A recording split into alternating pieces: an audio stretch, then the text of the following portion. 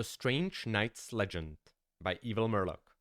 Wanders the world, be it day, dusk, or night, armored in black, spelled ink against light, seeks liars, brutes, and those not too bright.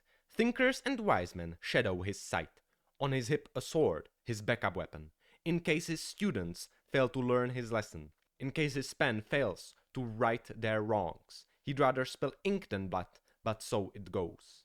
A city drawn by a mountain's crest, now a host to this strange new guest. As he enters an inn seeking rest, a wild drunk interrupts his endless quest. "Come strolling in, dressed in all that? You think you're better than me? We'll see about that." A metallic sound, like a bell, rang. Then a hand on a shoulder, the silence sang. Don't judge others for their fashion sense. Better to observe how they fashion sense.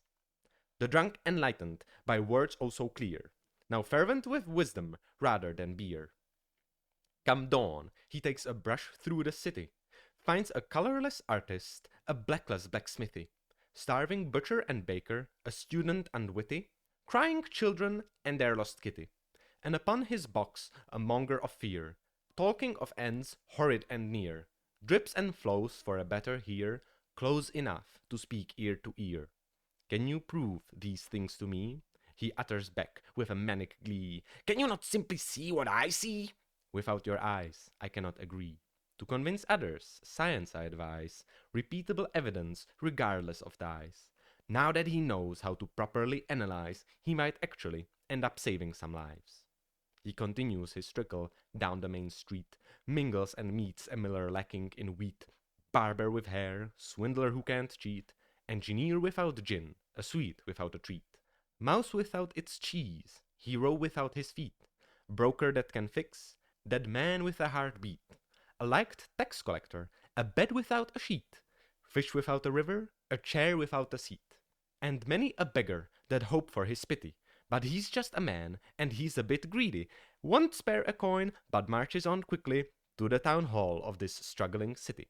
At his behest he is let in, within a man, round, wide grin, bald head, mustache as thin, on each finger a golden rim. "What desirest thou, well-endowed guest?" His gaze reflects from the deep black depths. Your people suffer, this problem's breadths, solved within 10, give or take steps. His head shakes, ripples in its wake. "These undertakings I won't undertake." Why will you not? "It's simply our fate." But I have proven it's not, written on slate. "A knave raven cannot defy a royal swan. Your arguments won't interrupt my song. Because I said so, that's why you're wrong." His arms swing wild, inkwells fall along.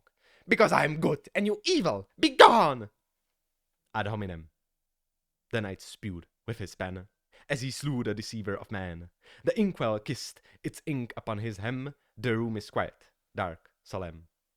Steps now marred with red and black, steps outside this corrupted shack. A throng now gathers, questions stack. He spoke but once, written on black.